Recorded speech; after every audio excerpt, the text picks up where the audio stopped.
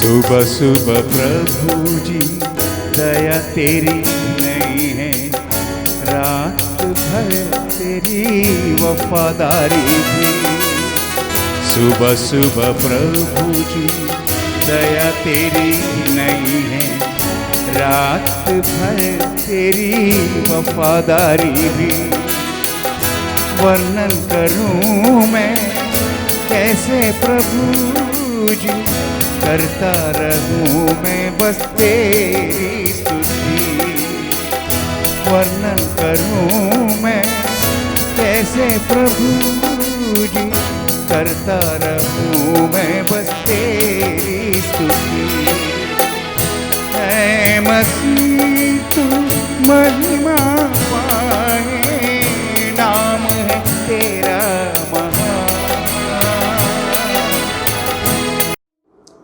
जय मसीह की। हमारा परमेश्वर ने हमें एक और नया दिन प्रदान किया है। स्वागत है आप सबका इस कार्यक्रम में। आज की रोटी शीघ्र ही आने वाला प्रभु यीशु मसीह के मधुर नाम से तहे दिल से आप सबको मसीह प्रणाम। आइए हम प्रार्थना करें। अनुग्रहकारी स्वर्गीय पिता, धन्यवाद और स्तुति करते हैं। क्या ही सुंदर है आपका वचन परमेश्वर, क्या ही सुंदर है आपका नाम और प्रेम। प्रभु जी, आपने हमें योग्य समझा।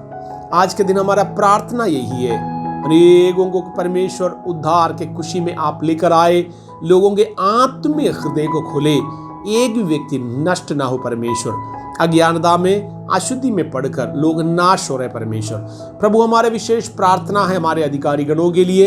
प्रभु जी, हमारे अधिकारी गणों में से कई लोग हैं आमीन इस समय पर बीमारियों का शिकार बने हैं, हम उनके लिए मध्य सदा करते। प्रभु, आप रहम करने वाला, करुणा करने वाला, क्षमा करने वाला परमेश्वर है।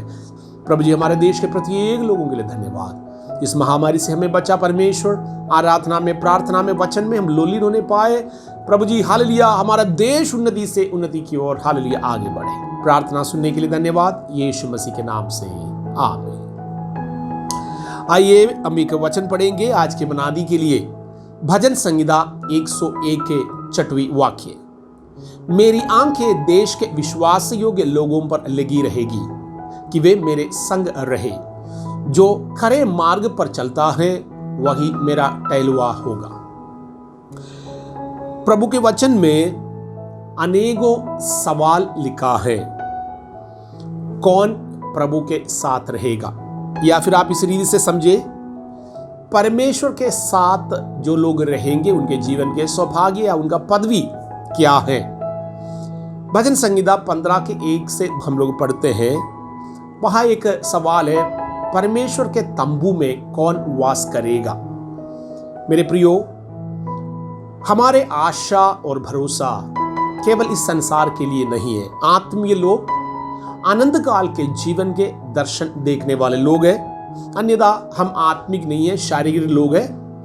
केवल हमारे आशा इस संसार के जीवन के लिए है, या इस संसार के आशीषों के लिए हम ज्यादा सोच विचार करते हैं। उसका मतलब हम अनंत काल के जीवन के विषय में अज्ञात है, निश्चिंत है।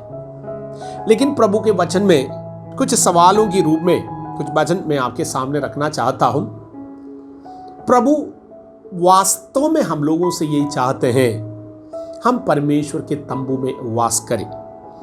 परमेश्वर के तंबू में वास करने का मतलब हम नया आकाश और नया पृथ्वी का स्थापना परमेश्वर करने जा रहा है, उसमें भी हम लोग आनंद काल तक रहे। इसके लिए आपको परमेश्वर के पवित्र तंबू में रहने के लिए शरीर में रहते समय पर खराई के जीवन आपको व्यतीत करना होगा। आपका चाल चलन खराई का हो।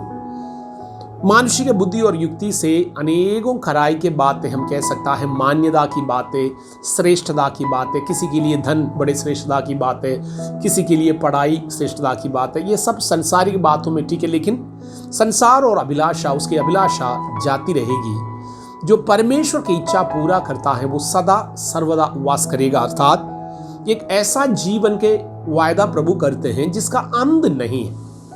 यदि आप समझते हैं आपके आत्मा के अंत नहीं, आत्मा अमर है, तो इसका अंत नहीं होगा, तो इस संसारिक जीवन के बाद जो एक जीवन है वास्तव में वही है मनुष्य के जीवन। इसके लिए उस तंबू में वास करने के लिए आपको एक खराई का जीवन व्यतीत करना होगा। दूसरा एक सवाल है, परमेश्वर के प्रति विश्वस्त कौन रह सकता है या विश्वस्त रीति से सेवा कौन कर सकता है। हम जब अनंत काल के स्वर्ग में जाएंगे, अनेक लोगों के मन में यही बात रहता है कि स्वर्ग में हमें क्या मिलेगा। प्रभु के वचन में इस प्रकार लिखा है, आज हम आईना में धुंधला से देखता है, लेकिन उस दिन आमने सामने देखेंगे। और प्रभु जो अपने प्रियों को आशीष देना चाहते हैं, उसके विषय में किसी मनुष्य के मनों में कल्पना तक नहीं हुआ। हम केवल इस संसारिक जीवन के बाद इसके कंटिन्यूएशन होगा, मगर इस संसार में जिन बातों को हम श्रेष्ठ मानता है, समझता है, वो सब नहीं होगा। वहां पर संसारिक बुद्धि और युक्ति के अनुसार हम लोग जो सोचते हैं, ये नहीं होगा।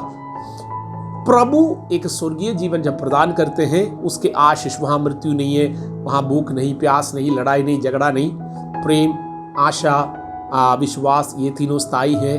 तो प्रेम सबसे बड़ा है प्रभु की वजह से। लेकिन स्वर्ग में प्रेम से भी बढ़कर कुछ ऐसा चीज होगा, परमेश्वर आमीन योजना बनाया है, वो सब कुछ हमें देगा। प्रकाशित वाक्य में जिस प्रकार लिखा है कि स्वर्ग में जो जीवन के वृक्ष का फल हमें देगा और परमेश्वर के भवन का खंभा बनाएगा, जो जय पाएगा, अनेकों बातें प्रभु ने प्रतिज्ञा की। लेकिन ये किसको मिलेगा, कौन वहां पर इन सारे चीजों के लिए योग्य बनेगा? उसका उत्तर भजन संगीत 101:6 में लिखा है, जो विश्वास योग्य रहेगा। विश्वास योग्यता, सवाल का जवाब प्रभु के वचन में है। हमारा परमेश्वर आपका किसी प्रकार के खूबियत या आपके श्रेष्ठता, आपका पदवी, आपका नाम, इन सब बातों के कारण नहीं, आपके हृदय में, आपके अंदर के आत्मा, आपके अंदरूनी मनुष्य जो काम करता है, उसके अनुसार हमें प्रतिफल देने वाला है। 128:1 में लिखा है, कौन व्यक्ति भाग्यवान होगा। एक भाग्यवान के बारे में हम लोग अगेन अगर सोचा जाए, फिर हम लोग सोचे संसार के हिसाब से लोग किसी को भाग्यवान कहता है क्योंकि जिसके घर में 4-4, 5-5 लड़के हैं, या उनके पास खेत बहुत ज़्यादा हैं, सरकारी नौकरी करते हैं, और अनेकों बातें हैं मनुष्यों के लिए, वो कहता है ये भाग्यशाली है। लेकिन वास्तव में एक भाग्यवान वही है जो परमेश्वर के भय मानता हो। प्रभु के भय मानने वाला व्यक्ति के लिए प्रभु कहता है वो भाग्यवान, क्योंकि वो नाश नहीं हो रहा। उनकी आत्मा, इस शरीर के आमीन, हर एक मनुष्यों की आत्मा संसार से बढ़कर है, क्योंकि एक व्यक्ति जो संसार को प्राप्त करने के बाद नाश होगा, मर जाएगा, तो उनके लिए पाप में बर्बाद हो जाएगा, उनके लिए क्या लाभ हो सकता है। इसलिए आपके और मेरे जीवन के भाग्य, धन्यता, यदि कोई धन्य की बातें कहता है, मेरे प्रियो, हम लोग धन्य इसलिए होगा, हमारा परमेश्वर कहता है आमीन हालेलुया, हम परमेश्वर का भय मानता है। परमेश्वर का भय मानना बुद्धि का मूल है, और हमारा परमेश्वर के वचन हमें बुद्धिमान बनाते हैं।